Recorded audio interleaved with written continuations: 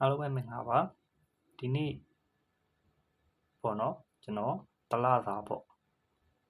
မတ်လ22ရက်နေ့ကနေပြီးတော့ဧပြီလ21ရက်နေ့အတွင်းမိတ္တရာသီကာလအတွင်းမှာ9ရက်သားသမီးတွေကဘာတွေကိုဆောင်ရမယ်ဘာတွေကိုရှောင်ရမယ်ဆိုတာကိုကျွန်တော်ဒါတော့ဟောပေးသွားမှာဖြစ်ပါတယ်ခင်ဗျဟုတ်ကဲ့အခုတနင်္ဂနွေသားသမီးတွေကဒီကာလမှာငွေကြေးနဲ့ပတ်သက်ပြီးတော့ရှာရဖွေရတာနည်းနည်းခက်ခဲလိမ့်မယ်လက်လွန်ထားတဲ့ငွေကြေးတွေဆိုလို့ရှိရင်ပြန်မရတတ်ဘူးဒီကာလအတွင်းမှာငွေကြေးပိုင်းဆိုင်ရာတွေအထူးသတိထားရမယ့်ကာလဖြစ်တယ်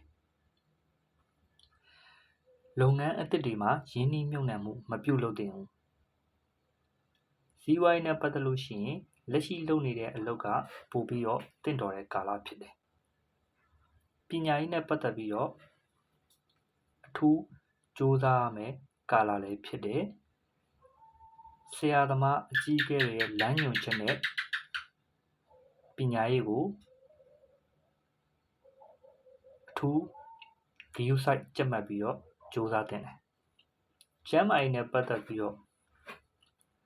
လက်ပိုင်းတွေလက်တွေပေါ့နော်လက်တွေမှာအနာလေးတွေဖြစ်တတ်တယ်ဒါကြောင့်ဂရုစိုက်ပေးပါဒီကာလအတွင်းမှာအခြေရေးမြစ်တာရဲ့အနေနဲ့ကတော့ဒီကာလမှာတည်တည်ငြိမ်ငြိမ်ဖြစ်နေတဲ့ကာလဖြစ်တယ်ဒါပေမဲ့အတိုက်အခံလေးတွေတော့ရှိမယ်နော်ပတ်ဝန်းကျင်ကနေပြီးတော့ဒါနည်းနည်းပတ်ဝန်းကျင်ရဲ့စကားကိုတန်တရားမဝင်သင့်ဘူးနော်ပတ်ဝန်းကျင်ရဲ့စကားကိုတန်တရားမဝင်သင့်ဘူးပတ်ဝန်းကျင်ရဲ့စကားနဲ့ကိုယ့်ရဲ့ချစ်သူနှစ်ဦးကြားမှာတန်တရားဝင်မဲ့အကြောင်းအရာတွေပေါ်လာခဲ့လို့ရှိရင်အဲ့ဒါကိုဖျောက်ပြပါဒါကတကယ်တော့မိမိတို့ရဲ့ချစ်သူနှစ်ဦးကြားမှာဒါသွေးကွဲစေမယ့်စကားတွေဖြစ်ပါတယ်တနည်းဝင်သားသမီးတွေရေတရားကတော့ငှက်ကလေးတွေကိုအစာကျွေးပေးပါဒါဆိုရင်